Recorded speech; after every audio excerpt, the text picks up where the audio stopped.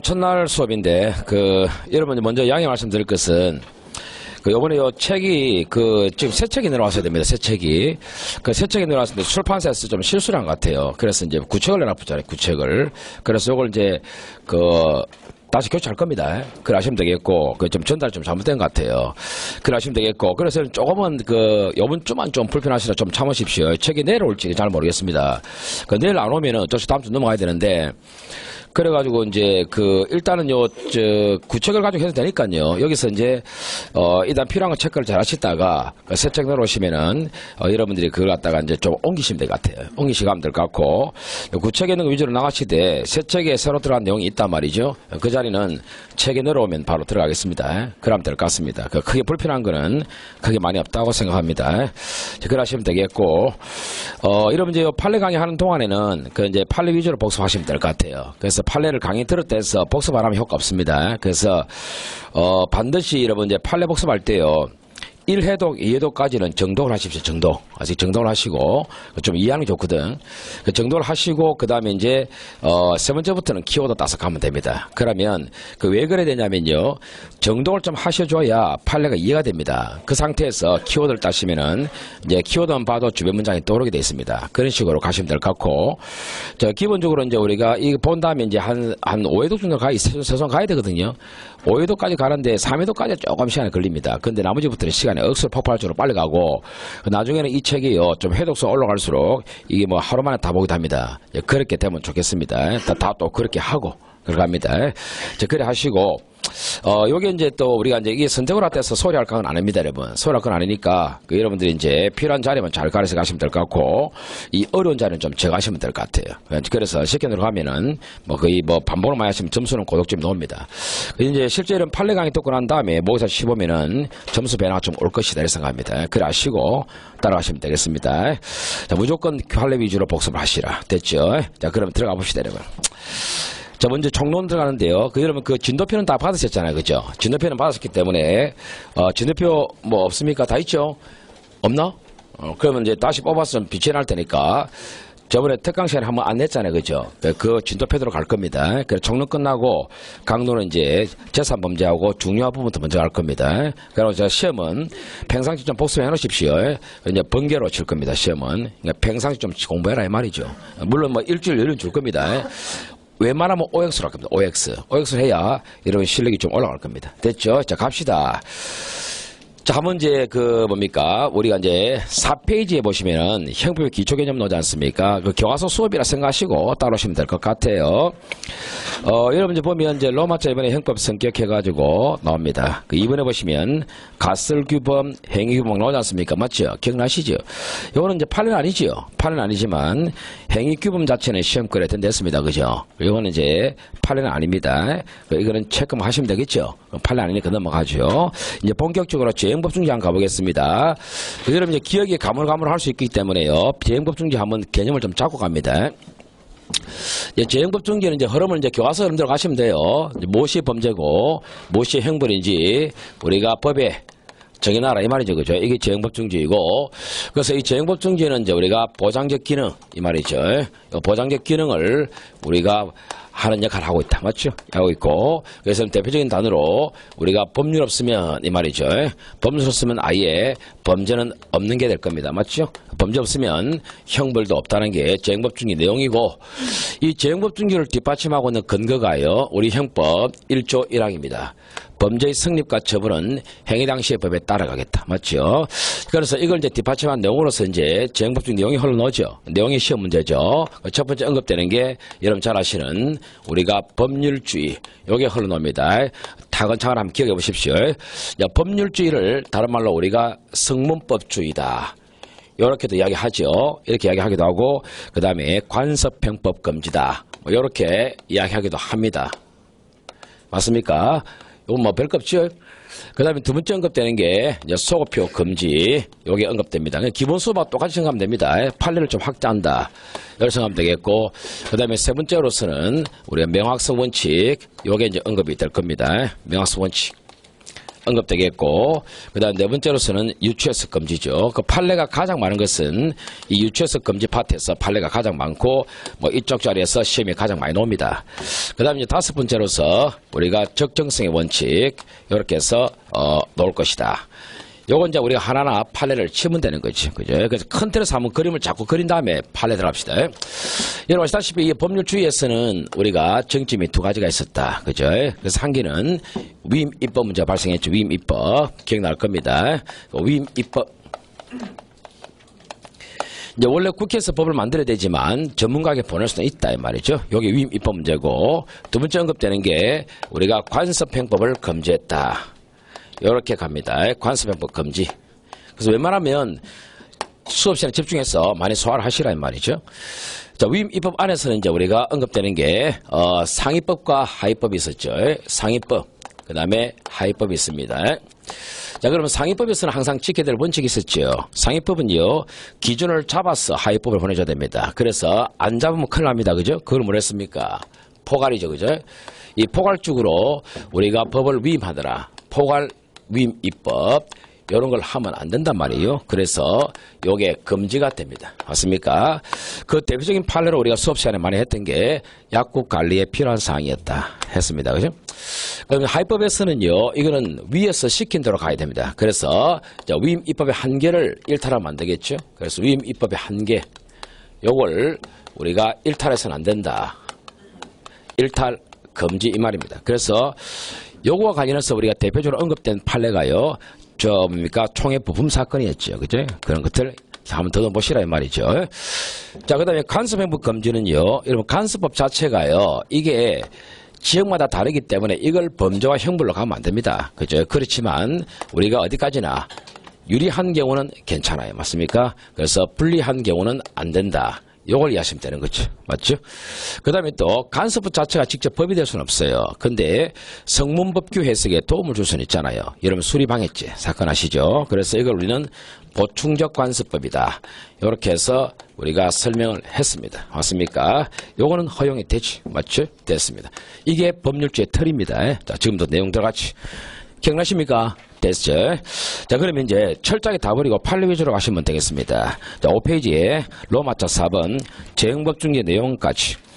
자, 먼저 1번의 위임 입법입니다. 이거는 수업 시간에 많이 했죠. 이 판례는 원래부터 중요합니다, 여러분. 차분하게 가시죠.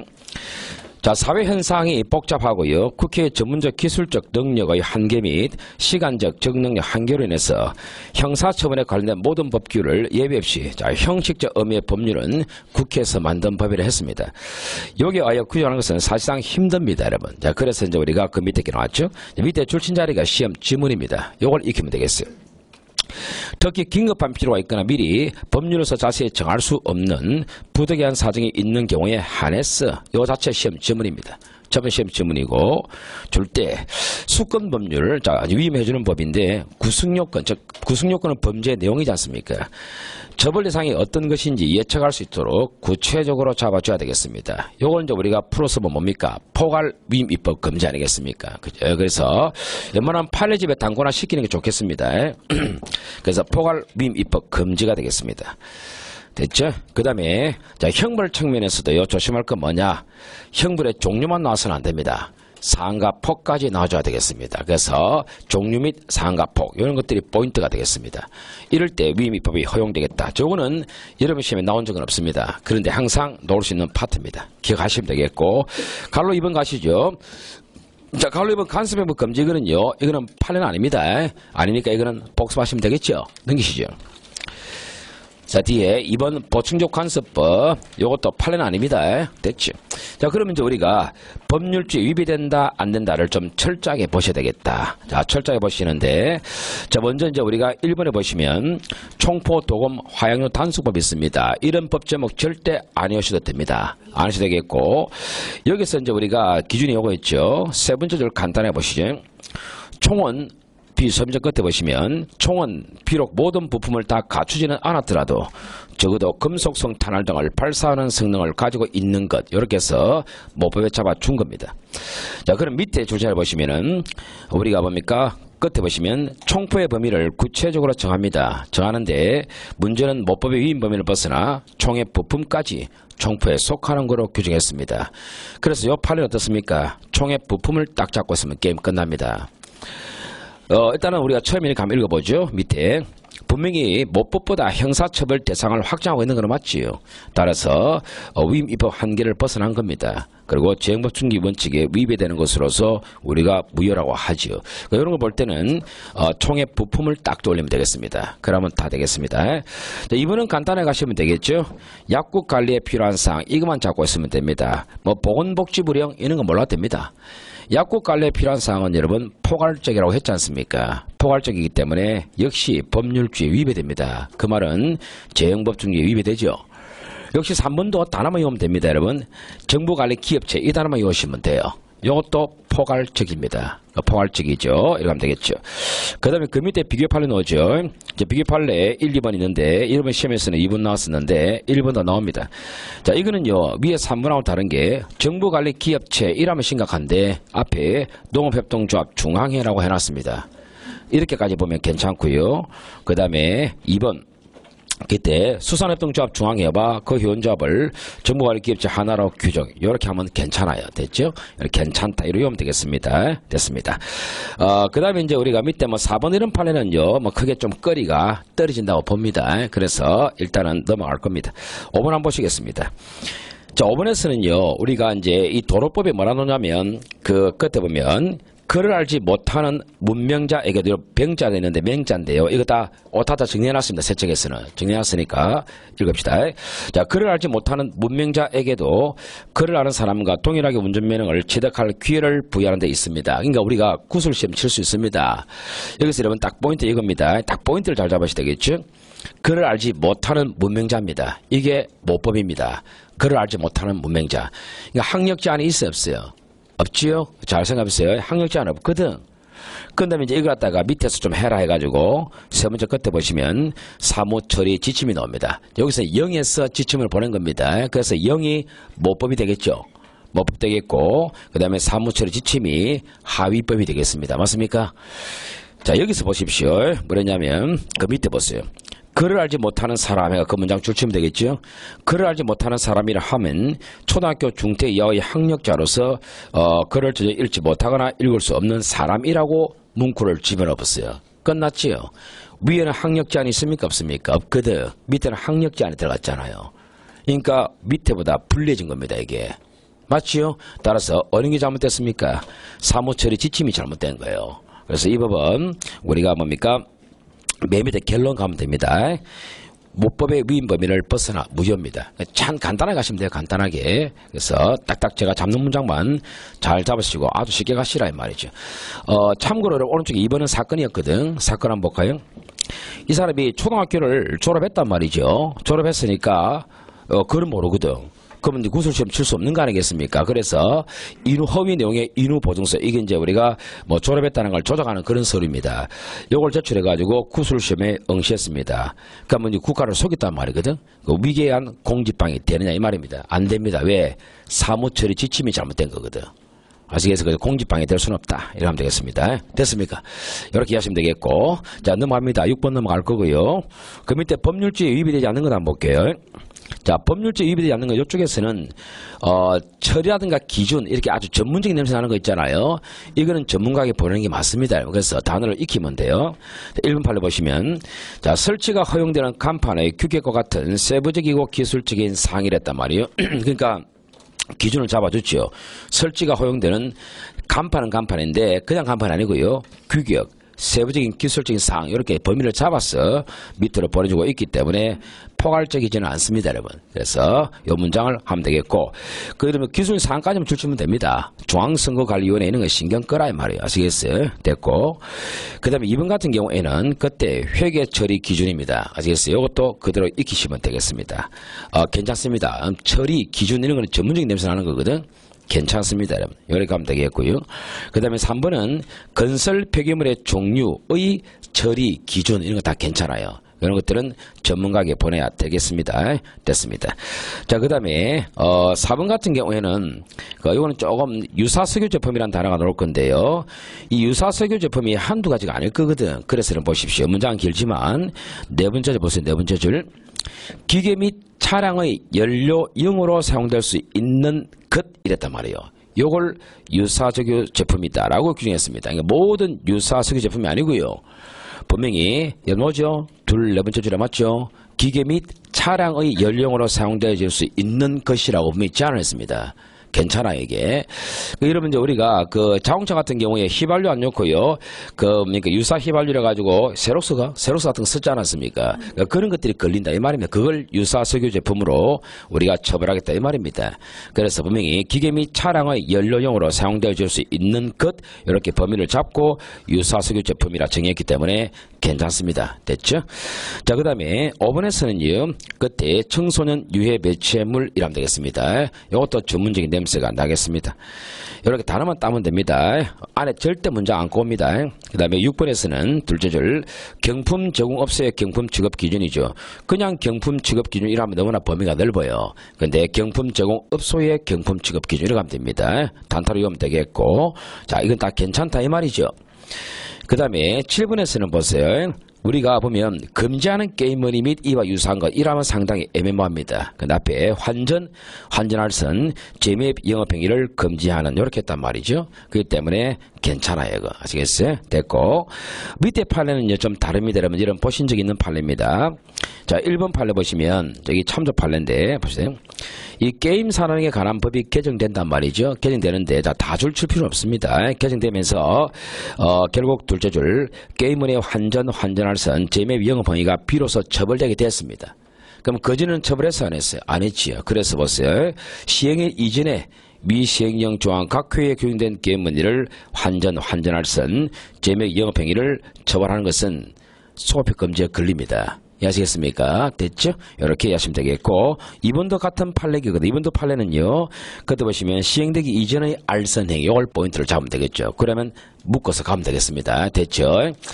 자, 넘어가시고 자, 그 다음에 8번도 많이 좀 익숙할 걸로 봅니다. 8번도 보시면요.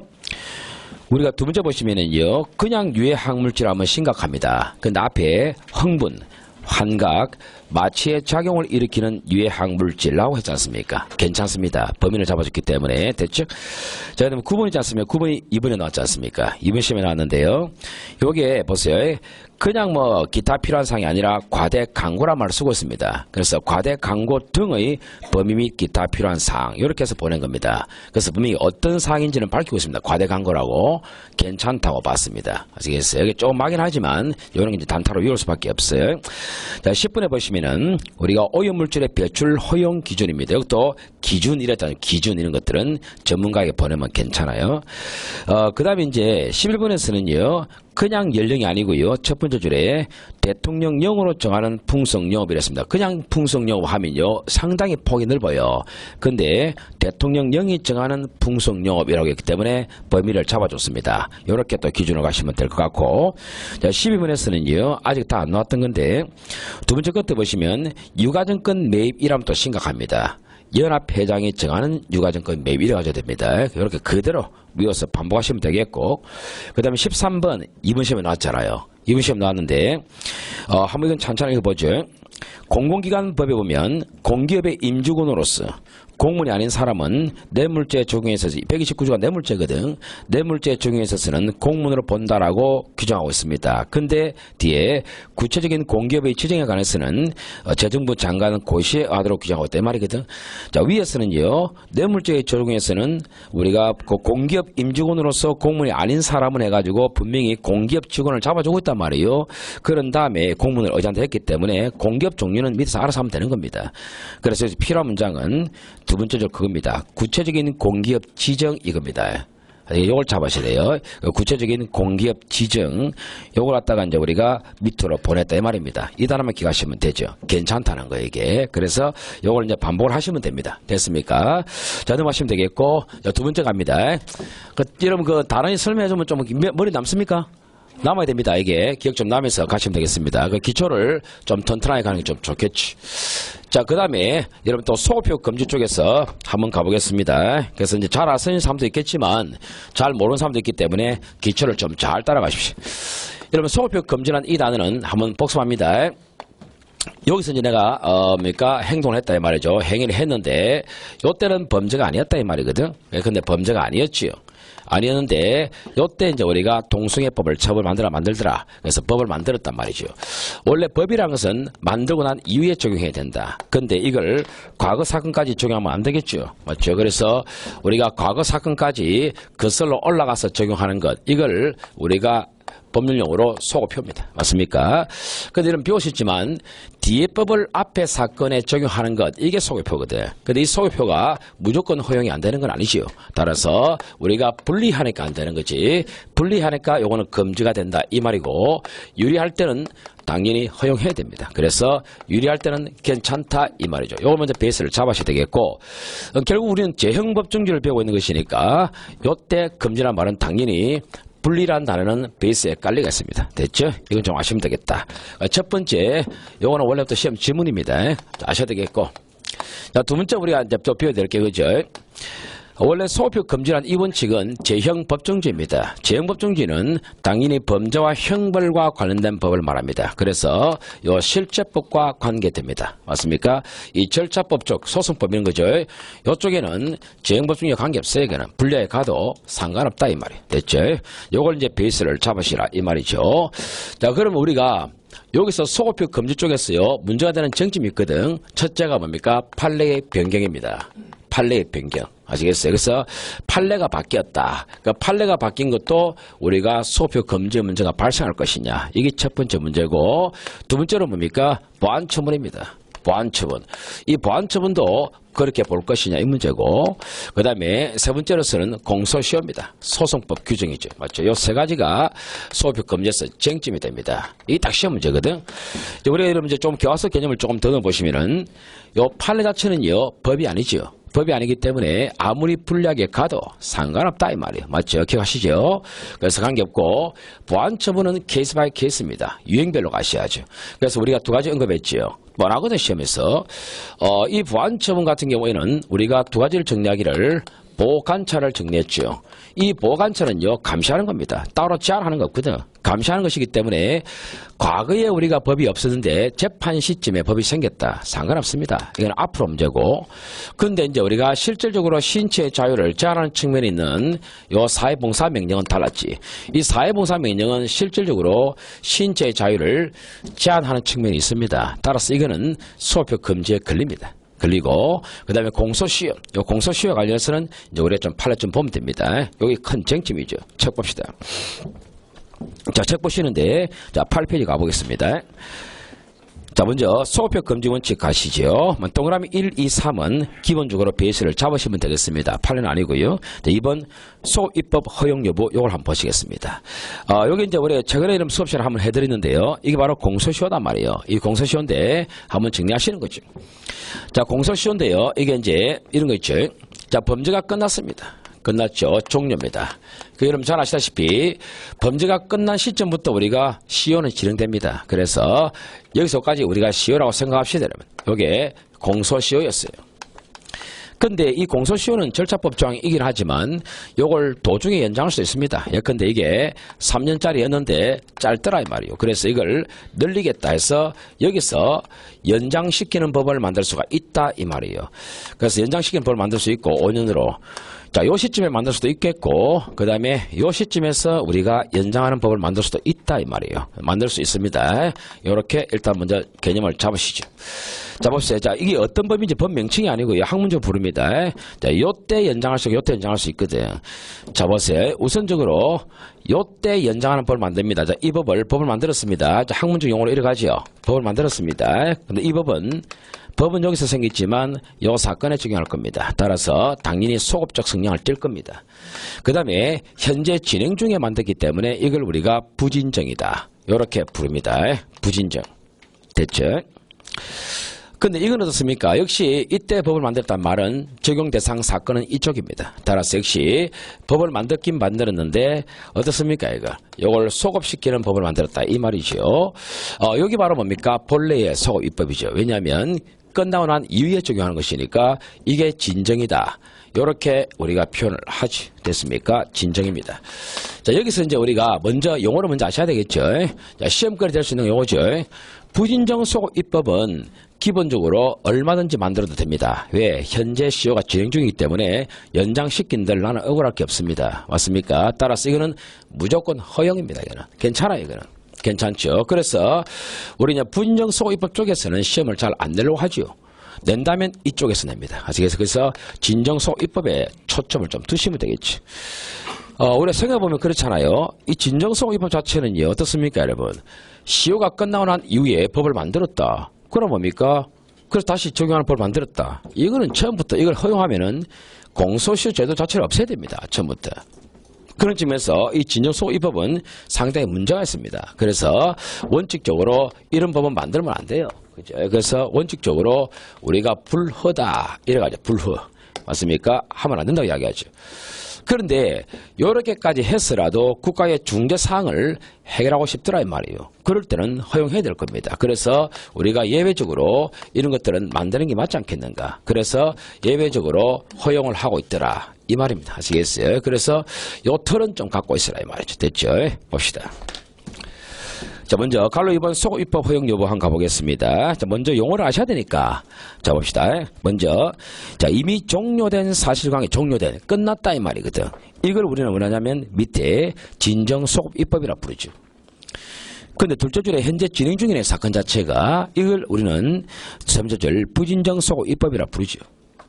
그런데 부진정 소급 입법은 원칙적으로 당연히 허용됩니다. 자, 허용되는데요. 밑에 진정소급 입법은 우리가 개인의 신뢰보호와 법적 안정성을 내용으로 하는 법칙과 원리에 의해서 특단의 사정이 없는 한 헌법적으로 허용되지 않는 것이 원칙이죠. 자, 여기서 진정소급 입법 잡았지요. 딱 굵직굵직하게 키워드를 잘 잡아란 말이죠. 나중에는 키워드만 봐도 주변 문장 다 떠오르게 되어 있습니다. 잡고 오른쪽 위에 맨 위에 헌법적으로 허용되지 않는 것이 원칙입니다. 원칙이고 근데 다만 중요하거든. 예외다 이 말이지 않습니까? 그럼 다만은 한번 읽겠습니다. 일반적으로 국민이 소급 입법을 예상하는 사항입니다. 또는 법적 상태가 불확실하고 혼란스러워 보람하는 실력이 좀 적습니다. 또는 소급 입법이 한 당사의 손실이 없거나 아주 경미하더라 이 말이죠. 자, 이 문장 자체는 시험 잘 안 나왔습니다. 뒷문장이 시험에 잘 나와요. 자, 뒷문장 잡습니다. 자, 신뢰보호라면서 뭡니까? 법이 안 생길 것이다 이 말이거든. 요 신뢰보호의 요청 요소라는 심히 중대한 공익상의 사유가 소급 입법을 정당화시키는 경우가 있다 이 말이요. 요 정당화시킨다는 이 단어 기억 좀 하셔야 됩니다. 소급 입법을 정당화시킬 수가 있어요. 그럴 때는 예외적으로 허용됩니다. 그래서 여러분 이 문장을 문제로 한번 탁 만들어 보니까 우리 학생들이 자꾸 힘들어 하시는데 원칙이 안 되지만 예외는 가능하단 말이잖아요. 그 예외를 정당화되는 경우도 있다라고 내봅니다. 맞는 말이죠. 그래서 여러분 그 문장을 하나 적어보시면 지금 이제 뭡니까 그 소급 입법이 정당화되는 경우도 있다. 요렇게 먼저 끝 문장이 맺어지면 틀린 문장은 아니에요. 그게 맞는 문장입니다. 그게 아시겠어요? 그 취지를 좀 잘 아시라 이 말이죠. 무조건 원칙은 되고 원칙은 안 되고 예외는 된다 해서 자꾸로 가면 안 됩니다. 됐습니다. 요거는 이제 우리가 이름 시험에 한 번도 안 나왔습니다. 요것도 이제 안 내는 이유가 왜 안 내느냐면요. 여러분 수준에서 생각할 때 뭐 이게 좀 어렵지 않겠는가 이렇게 생각하는데 전혀 어렵지 않습니다. 요 정도 수준에서는 낼 수 있다 봐야 돼요. 그래서 대비하시면 되겠습니다. 그 밑에 참조 판례는 넘어가셔도 될 것 같아요. 뭐 이런 것들이 이제 우리가 배제할 판례죠. 자, 갈로 3번요. 당연히 이거는 폭발조 노는 자리입니다. 노는 자리들은 수업 시간에 많이 했었는데 1번 보관찰 맞죠? 자, 보관찰 갑니다. 딱 시험에 필요한 문장을 잘 잡으세요. 나머지는 곁다리입니다. 네 번째 끝에 보시면 뭡니까 뭡니까 제목부터 먼저 잡을게요. 먼저 제목 보면 첫 번째 끝에 보면 형법 62조 1항에서 말하는 보관찰 여기 딱 제목을 잡았어요. 컨트롤에서 제목 잡았죠. 자, 그 다음에 네 번째 쪽 갑니다. 반드시 행위 이전에 규정되어 있어 하는 것은 아니며 재판 시 규정에 의하여 보관찰 받을 것을 명할 수 있다. 이 문장 그대로 시험 지문입니다. 이렇게 내기도 하고 요걸 더 나아가서 뒤에 그렇게 해도 형벌불소급 원칙 또는 재형법중개에 위배되는 것이라 볼 수 없다. 이렇게 내기도 하고. 됐습니까? 그래서 이 문장을 집중화시키면 되겠죠? 됐습니까? 자, 그 다음에 이제 이번 여름 연습 많이 했죠. 사회봉사 명령 이쪽에서는요, 판례를 볼 때 포인트를 잘 보셔야 되는데, 우선 갈로 1번에 사회봉사 명령 제목은 굵직하게 잡아줘야죠. 잡아주고요. 그 다음에 이제, 세 번째 줄, 사회봉사 명령도 형벌은 아니지 않습니까? 여러분 형벌 잘 아시잖아요. 보안처분이단 말이에요. 자, 이 보안처분 자체는 시험권에 잘 안 될 겁니다. 근데 일단은 한번 굵직굵직하게 한번 잡아보라, 이 말이죠. 그런데 우리가 둘넷 다섯을 보시면 한번 읽겠습니다. 가정폭력 범죄를 범한 자에게 의무적 노동을 부과하고 여가 시간을 박탈한단 말이에요, 이게. 따라서 실질적으로 신체의 자유를 제한합니다. 그래서 이거는 잡아주셔야 되겠습니다. 뭐 줄을 잘 치놨지만. 그래서 원칙적으로 형벌불소급 원칙에 따라 바뀐 법 적용하면 안 됩니다, 이게. 행위시법을 적용해야 된단 말이에요. 요 문장 시험거리 됩니다. 이것도 노안책도 있습니다. 기출이 얼마나 중요한지를 여러분 자꾸 느끼셔야 돼요. 기본적으로 기출 문제는 무조건 내야 된다는 게 딱 기론이 돼서 기론이. 그렇기 때문에 무조건 기출 문제를 많이 봐야 돼요. 기출문은. 그래서 요거는 사회봉사 명령은 원칙적으로 형벌불소급 원칙이 적용된다는 걸 기억하셔야 되겠다. 자, 그런 다음에 이거 시험 나왔고요. 그 다음에 갈로 2번 사건 나왔습니다. 사건 나왔는데 보세요. 뒤에 보시면 그때 행위 당시 행위시법이죠. 행위시법에는 부가시간 상한이 100시간이었단 말이에요. 근데 뒤에 법을 개정했죠. 200시간을 올렸습니다. 기본적으로 사회봉사 명령 아닙니까? 바뀐 200시간은 적용하면 돼요, 안 돼요? 안 되겠지. 올리신법을 적용한 것은 위법하다. 됐습니까? 이렇게 두 문장의 시험 주면 되겠습니다. 넘기시죠. 자, 그 다음에 다음 페이지에 갈로 4번 판례의 변경과 소표 금지입니다. 됐죠? 역시 시험 지문은 세 번째 줄 문장이 되겠습니다. 자, 행위 당시의 판례에 하면 처벌 대상이 되지 아니한 것으로 해석되었던 이 행위를 우리가 판례의 변경에 따라 확인된 내용의 형법조항에 근거하여 처벌한다 해도 이걸 형벌불소급 원칙에 반한다 볼 수 없다 이 말이죠. 그래서 이제 우리가 이 사건 자체는요, 우리가 한번 사건 자체도 자꾸 기억을 해봐야 됩니다. 그래서 한번 복습하죠. 자, 복습하시는데. 이제 이 사건 자체에서는 이제 나중에 또 우리가 딱 강론에서 한 번 더 언급되겠지만 공문서 부정행사죄 사건이었습니다. 자꾸 반복을 하시면 되겠습니다. 공문서 부정행사. 자, 공문서 부정행사죄인데 이 공문서 부정행사죄는요 개념이 이렇죠. 두 가지가 있긴 한데 한 가지만 이야기하겠습니다. 쉽게 말하면 어떤 것입니까? 남의 주민등록증을 내 것처럼 쓴다 이 말이잖아요. 그죠? 자, 갑시다. 얘는 남의 주민등록증을 또는 남의 운전면허증을 쓸 권한이 없습니다. 맞습니까? 권한 없는 자가, 고남자가 그 다음에 부정행사란 이 단어는 항상 진정한 것이겠어요. 진정한 겁니다. 자, 진정한 문서입니다. 진정한 문서인데 이 진정한 문서가 사용자가 딱 정해져 있습니다. 사용자가. 자, 사용자라든가 용도가 딱 정해져 있죠. 이게 딱 정해져 있단 말이에요. 이걸 본래 용도 따라 쓰더라 이 말이죠. 자꾸 반복을 해보시라 이 말이죠. 자, 본래 용도에 따라서 사용하는 것. 요게 이제 우리가 공문서 부정행사죄입니다. 자, 그래서 여러분 이제 우리가 수업 시간에 한번 해봤지만, 요즘 이제 근문에 걸렸단 말이에요. 그래서 경찰관이 신분증을 요구했다. 그죠? 그래서 신분증, 요구했죠. 요 신분증 요구하니까, 요는 뭘 주느냐.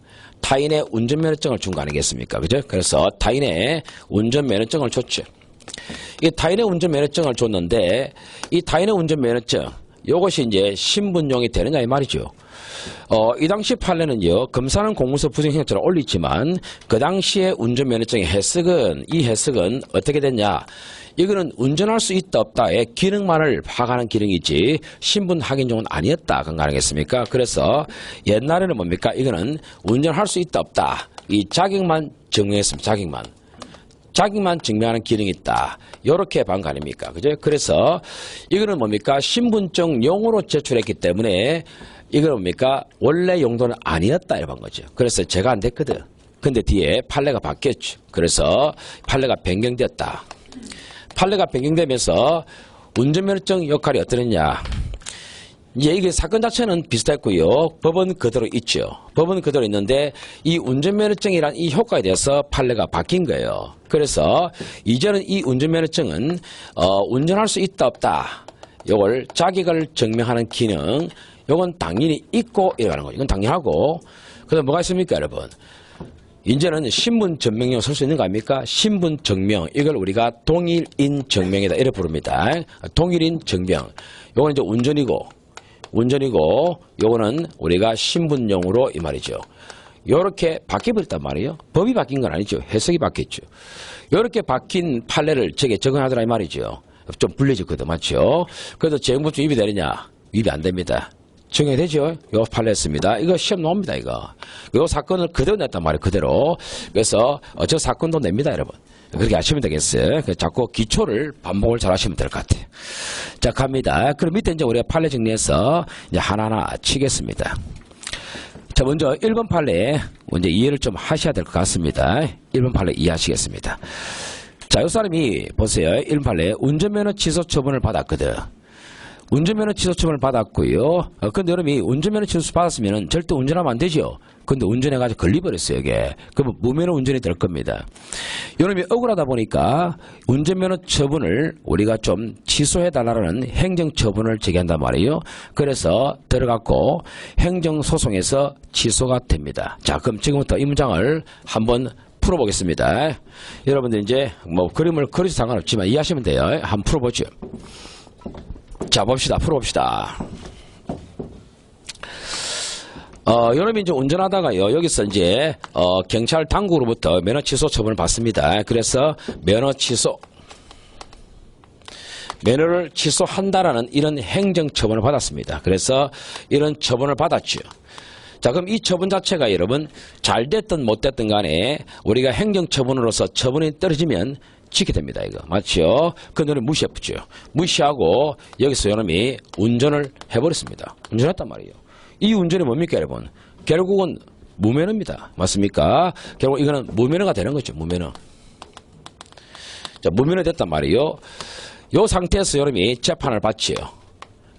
무면허 맞죠? 요 상태에서 여러분이 이제 재판을 받는데, 요 재판을 받으면서 여러분이 억울하니까 뭐냐면, 지금 앞에서 면허를 취소한 건 저거 참 잘못된 행정처분이니까 저거 한번 판결해 주시오 이랬단 말이에요. 그래서 여기서 판결합니다. 판결해가지고 이래가지고 자, 앞에서 했던 면허를 취소하라는 이 행정처분 됐죠? 요거 판단 들어간 겁니다.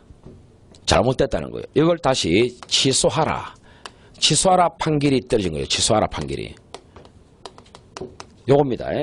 여기 취소하라 판결 떨어지면 취소 효과는 처음부터 무효입니다. 아시겠습니까? 그래서 처음부터 요거는 없던 게 됐고요, 이게. 그럼 나는 무면허 운전 됩니까? 안 됩니까? 안 됩니다. 아시겠어요? 맞죠? 됐죠? 그래서, 이제 그러면 이해됐습니까? 이해됐으면 이제 문장을 딱 갑니다. 보십시오. 1번. 자, 운전면허 취소 처분을 받았거든. 받았죠? 그래서 받았으나, 보세요. 그 여러분들이 이제 그 받았으나, 나중에 행정처분 자체가, 요 행정처분 자체가, 이 행정처분 자체가 뭡니까? 운전면허 취소 처분, 이거. 요게 행정지행정설자에서 취소가 되었습니다. 요게 키워드입니다. 그러면 처음부터 효력이 없습니다. 맞습니까? 자, 그럼 그 뒷문장 필요 없습니다. 딱 필요한 문장만 잡으면 되겠고, 네 번째 줄 치면 되죠. 결국 무면허 운전이 아닙니다. 이해하시겠습니까? 그래서 딱 맥을 잘 잡고 가시면 되겠지. 여러분 그런 맥락에서 사실은 1번 다 똑같습니다. 1번 한번 읽어보시겠습니까? 똑같습니다. 1번 한번 읽어보십시오. 그러니까 키워드를 잘 잡고 있으면 돼요.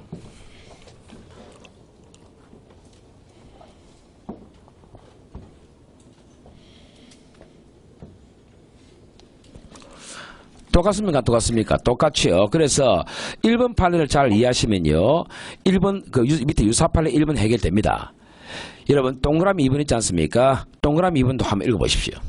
웬만하면 자꾸 소화를 하십시오. 동그라미 2번.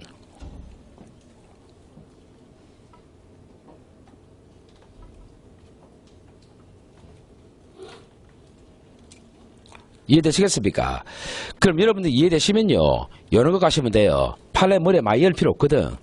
1번 판례만 이해하면 됩니다. 그러면 밑에 유사 판례는 안 봐도 돼요. 아시겠어요? 사실은 우리가 이제 유사 판례 2번이 이제 최근에 놓은 판례거든. 해도 1번만 베이스를 잡고 있으면 밑에는 다 풀립니다. 그렇기 때문에 1번만 이해하시면 돼요. 됐습니까? 갑니다. 자, 그 다음에 이제 여러분 이제 2번 인지 이쪽에서는요, 우리 요거는 이제 나중에 좀 보시면 될 것 같은데, 나온 김에 한번 같이 복습해 볼까요? 자, 갑시다. 자꾸 복습하시는 거예요. 왔다 갔다 해보겠습니다.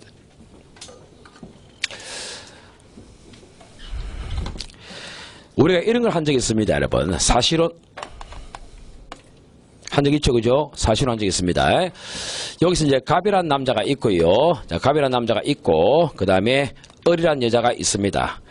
이 두 사람이 부부처럼 살고 있지만 혼인신고는 안 됐지요. 혼인신고 안 됐습니다. 그래서 그 밑에 A란 애가 태어났습니다.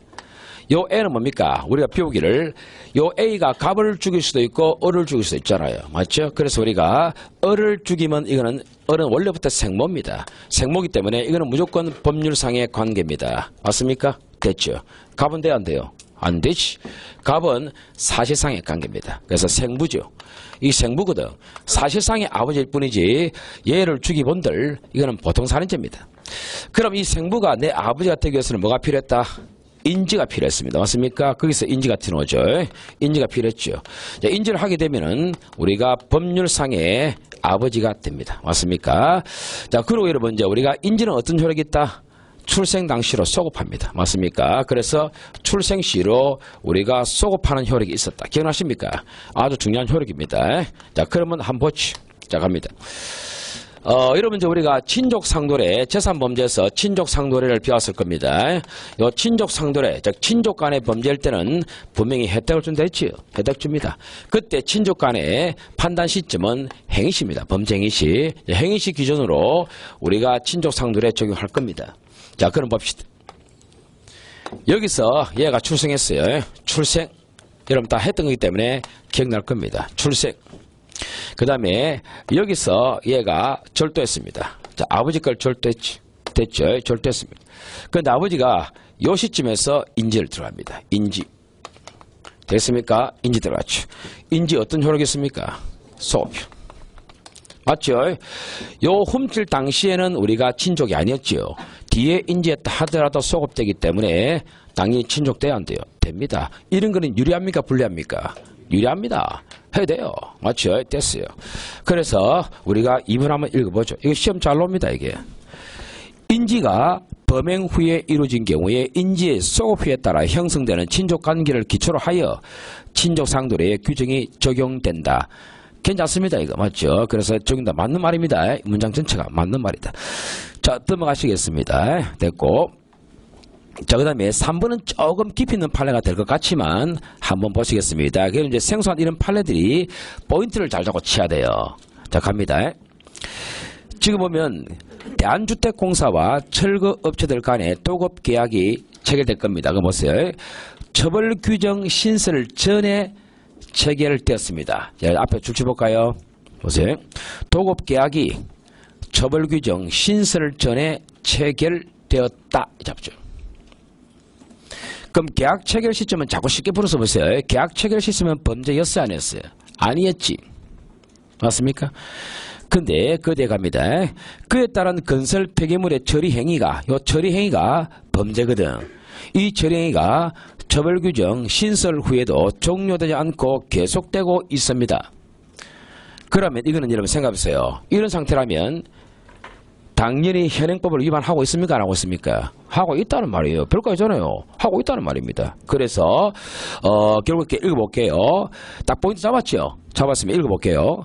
처벌규정 신설 후에 이루어진 무허가 처리 업체에 의한 건설 폐기물의 위탁 처리 행위를 처벌하는 것은 형벌법기에 소급효 금지 원칙에 위배되지 않는다. 결국 필요한 문장 이해됐죠? 이해됐으면 바로 세 번째 문장 끝에 결론 치면 됩니다. 소급효 금지 원칙에 위배되지 않습니다. 맞습니까? 이건 바로 직접 위반하고 있잖아요. 직접 위반하고 있기 때문에. 맞습니까? 이렇게 이해하시면 되겠습니다. 자, 포인트는 아시겠죠? 됐습니다. 자, 그 다음에 4번은 원래 잘 놉니다. 4번. 4번은 이제 우리가 양형 기준이죠. 양형 기준만 머리에 이으면 안 되겠습니까, 여러분? 양형 기준은 법이 아닙니다, 이게. 그래서 이건 무조건 우리가 두 번째 줄 끝에 불리한 법률을 소급하여 적용한 위법이 있다고 할 수 없다. 맞죠? 그래서 양형 기준만 이으면 됩니다. 무조건 안 나옵니다. 자, 밑에 5번 판례는 버리겠습니다. 버리고 6번 보십시오. 자, 6번은 여러분 이제 시험 시간에 많이 익숙했던 판례입니다. 아청법상의 공개 명령 제도입니다. 맞죠? 이거 아직 안 나왔거든. 그러니까 이건 관심을 가져야 돼요. 아청법상의 공개 명령 제도인데, 자 갑시다. 일단 공개 명령 제도 잡고요. 굵직굵직하게. 그 다음에 두 번째 보안 처분 맞습니다. 됐죠? 자, 그 다음에요. 자, 세 번째 문장 있지 않습니까? 요걸 갈 겁니다. 공개 명령 제도는 범죄 행위를 한 자에 대한 응보 등을 목적으로 책임을 추궁하는 사후적 처분, 이게 형벌이거든. 이거와 구별되어 본질을 달리합니다. 자, 그러면 필요한 문장은 뭡니까? 형벌에 관한 소고입법 건점칙이 그대로 적용되지 않는다. 그러니까 우리가 지금 줄친자리를 문장을 읽었지만 요게 줄친자리가 다 읽어보라는 게 정독이에요. 아시겠어요? 그래야 문장이 그렇구나 이해되죠? 요걸 두 번 정도 정독하게 되면은 어떤 문장이 전개될지 딱 보입니다. 그럼 나중에는 포인트 뭔지 압니까? 공개명령 제도 잡았죠. 그 다음에 5줄 형벌에 관한 소고입법 검정칙이 적용되지 않는다. 이게 포인트입니다. 그 두 단어만 잡고 있으면은 딱딱 고기가 끄떡이집니다. 탁탁 치봅니다, 그게. 아시겠어요? 그렇게 돼 있어요. 됐죠? 하고, 그 다음에 뒤에 사건을 가봅시다. 공개명령 제도가 시행된 2010년 1월 1일 이전에 범한 범죄에도 공개명령 제도를 적용하도록 아청법이 개정됐다. 이 말이거든.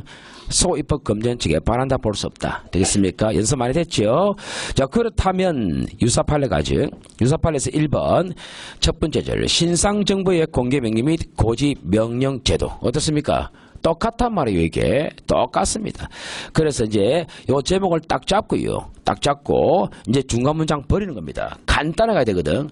딱 제목 잡고요. 세 번째 끝에 시행전의 범죄를 범하고 그에 대한 공소제가 이루어졌다 하더라도 딱 잡고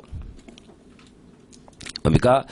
밑에 끝에 공개명령 또는 고지명령의 대상이 된다 이 말이에요. 됐습니까? 그 말은 소입법 금지원칙에 반한다 볼 수 없다 이 말입니다. 풀었으면은 그래 풀어서 됩니다. 소입법 금지원칙에 반한다 볼 수 없다.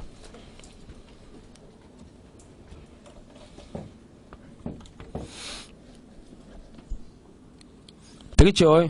됐습니다. 자, 그러면 같은 2번에서 역시 전자감시제도 딱 잡아야죠. 맞죠?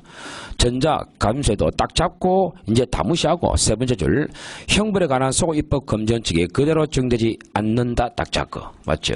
딱 잡고 그리고 뭡니까? 우리가 개정되어 밑에 개정되어 부착명령 기간을 연장하도록 규정하더라도 소고입법 검정칙에 반한다 볼 수 없다. 됐습니까? 맥락은 같습니다. 됐죠? 이해하시겠죠? 됐습니다. 10분 쉽시다. 네. 바로 된다.